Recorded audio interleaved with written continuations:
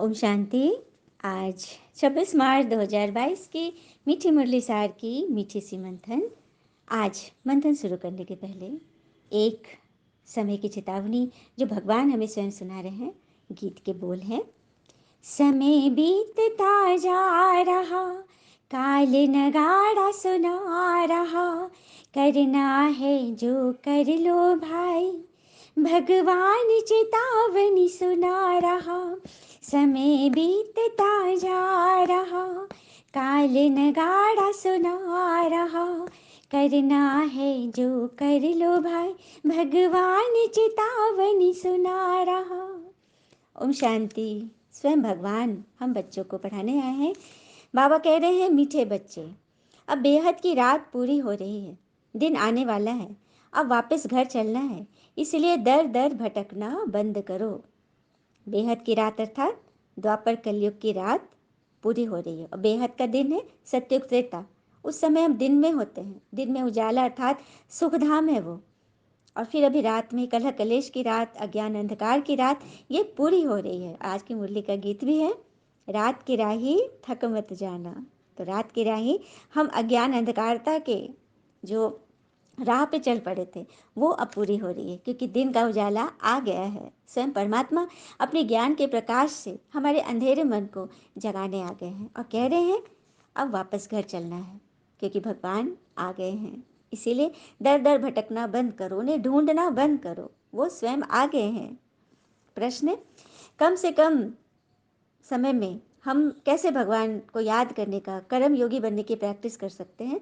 तो सारे दिन में कम से कम 8 घंटा कर्म योगी बन भगवान को याद करने की प्रैक्टिस करें। कर्म योगी अर्थात हाथ पैर काम कर रहे हैं, मुख काम कर रहा है, लेकिन मन क्या कर रहा है? मन तो कहाँ ना कहाँ भटकता ही है ना, व्यर्थ में ही उलझा रहता है ना। इसने ये बोला, वो बोला, अतीत की चिंता, हाँ, अतीत के डर, भविष्य का चिंता, इन सब में मन भटकता है। तो हाथ काम करे और मन ईश्वर को याद, और ईश्वर की याद है ये श्रीमत। आज भगवान ने मुरली में हमसे क्या बोला, कौन सी बात हमें होमवर्क के रूप में दी, उसका मनन चिंतन करें। तो यह है याद करने की प्रैक्टिस। और अपने समय की ऑडिटिंग करें कि सारा दिन हमारा समय कहाँ व्यर्थ जा रहा है, उसकी चेकिंग करें। अपनी स्थूल कर्मेंद्रियों की चेकिंग करें कि आँख, नाक, कान, मुख कहीं व्यर्थ में तो नहीं जा रहे हैं, उसकी संभाल करनी। तो अपने आप हो जाएगा, क्योंकि याद से ही विकर्म विनाश होते हैं। जितना परमात्मा की याद में रहेंगे ना, याद से हमारे विकर्म जो पहले के किए हुए हैं, पापों का बोझा, वो सब खत्म होगा। और याद से ही सारे विश्व में पवित्रता और शांति के वाइब्रेशन फैलेंगे, क्योंकि शांति के वाइब्रेशन से ही, देखो, वाइब्रेशन से ही दुनिया, प्रकृति कैसे पतित हुई? वाइब्रेशन से। हर एक नेगेटिव वाइब्रेशन, क्या, क्यों, कैसे, उससे प्रकृति पतित होगी। तो फिर उसको यदि पॉजिटिव वाइब्रेशन, शुभ भावना, शुभ कामना के वाइब्रेशन फैले, भेजेंगे, याद के वाइब्रेशन भेजेंगे, शुक्रिया के वाइब्रेशन भेजेंगे। कल की कहानी याद है ना सबको, शुक्रिया वाला। वो रिक्शा चालक किस प्रकार से शुक्रिया शब्द से कितना अपने को मतलब ताकतवर समझता था। तो ऐसे वाइब्रेशन फैलाने हैं पॉजिटिविटी के, तो इससे हमारे विकर्म भी विनाश होंगे और पद भी उच्च मिलेगा। तो इस रूहानी यात्रा में कभी भी थकना नहीं। ये रूहानी यात्रा अर्थात रूह की यात्रा, आत्मा की यात्रा है, जिसमें कभी थकना नहीं। आत्मा थोड़ी ना कोई शरीर है जो वो थक जाएगी, आत्मा कभी भी नहीं थकती। तो देह का भान छोड़ देही अभिमानी बनने की प्रैक्टिस करनी है। जब हम देह के भान में आएंगे ना, कि मैं ये हूँ, मैं फलाना हूँ, मैं निमित्त हूँ, हाँ, अपने आप को जब हम ये समझेंगे, जैसे गीता में भी कहा है कि निमित्त मात्र हो जा तू, यह विचार छोड़ दे कि तू करता है, तू करने वाला, ये विचार छोड़ दे। निमित्त शब्द बड़ा बहुमूल्य है। निमित्त शब्द में ये हो जाता है कि मैं कारण नहीं हूँ, मैं तो सिर्फ एक बहाना हूँ। कोई भी अच्छा कर्म हुआ है तो मेरे द्वारा कराया गया है, मेरे द्वारा न होता तो किसी और के द्वारा भगवान करा लेते हैं। यह है निमित्त भाव, इसमें अहंकार नहीं आता। हाँ, कुछ गड़बड़ किए तो वहाँ मैंने किया, मैंने किया। एक बार बादशाह अकबर ने बीरबल को कहा कि दीवार पर कुछ ऐसा लिखो कि अगर मैं खुशी में पढ़ूं तो दुख हो, और दुख में पढ़ूं तो खुशी हो। तो उसने लिखा कि ये वक्त भी गुजर जाएगा, है ना। धारणा है, विकार रूपी रावण की कैद से छूटने के लिए श्रीमत पर चलना है। 5 विकार रूपी रावण की कैद। ये 5 विकार क्या है? काम, क्रोध, लोभ, मोह, अहंकार, ईर्ष्या। ये मोटे मोटे 5 विकार हैं। इसके काफी नाते रिश्तेदार हैं, हाँ, जो इन सब में इंटेंगल्ड है, इन सब के संलग्न है। तो उनको उनसे छूटना है, उस कैद से छूटना है तो श्रीमत पे चलना पड़ेगा।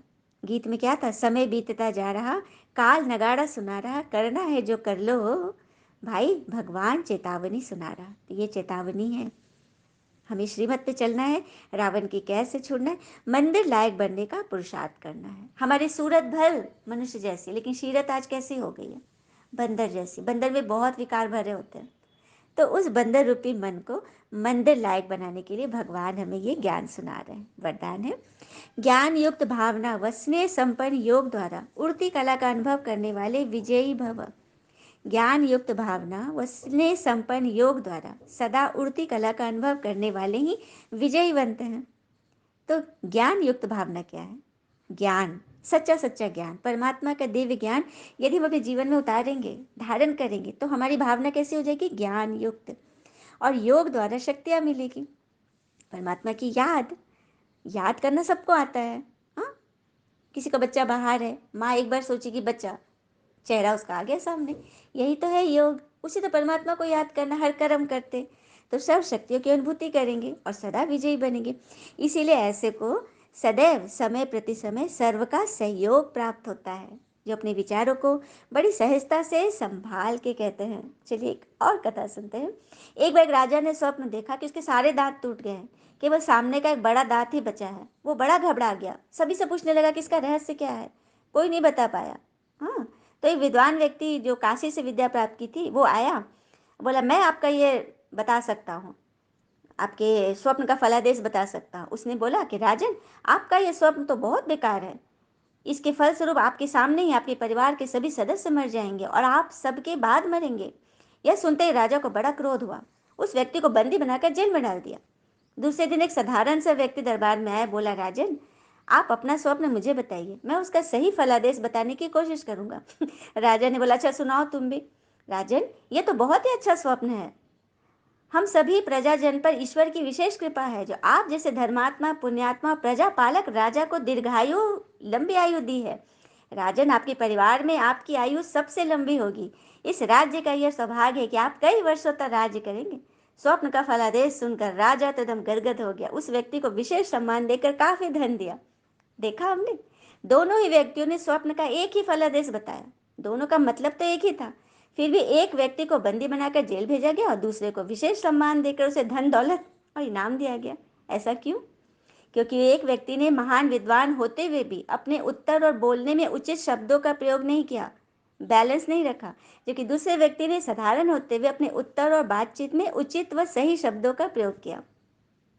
तो इसका निष्कर्ष यही है कि हमारी रोज की बोलचाल, बातचीत, व्यवहार में शब्दों का ही विशेष महत्व है। तो उस शब्द पर हम कंट्रोल कैसे करेंगे? जब ज्ञान युक्त हमारी भावना होगी और स्नेह संपन्न योग होगा। हम जानते बूझते भी गलत शब्द मुंह से निकल जाता है, क्रोध में आ जाते हैं। तो उस विकार से बचने के लिए भगवान कह रहे हैं ना कि तुम ज्ञान युक्त भावना, स्नेह संपन्न योग द्वारा उड़ती कला का सदा अनुभव करके विजयी बनो। स्लोगन, सदा स्नेही व सहयोगी बनना है तो सरलता, विनम्रता व सहनशीलता का गुण धारण करो। सदा स्नेही व सहयोगी, सभी चाहते कि सभी मुझसे स्नेह करें, सभी मुझे सहयोग दे, लेकिन उसके लिए पहले बढ़कर देना है। हर एक को आगे बढ़ाना ही खुद आगे बढ़ जाना है। तो उसके लिए कौन सा गुण धारण करना है? सरलता, विनम्रता व सहनशीलता। खुशी खुशी से, मजबूरी से नहीं। उसी के लिए तो भगवान हमें ये पढ़ाई पढ़ा रहे हैं। ऐसे कोई बोल दे सहनशील बनो, नहीं होगा। लेकिन स्वयं भगवान पढ़ा रहे, मेरी आत्मा को पढ़ा रहे, तो हो जाएगा। और हम बच्चों के अनुभव हैं। ओम शांति। शुक्र मीठे बाबा। All is well that ends well. ओम शांति।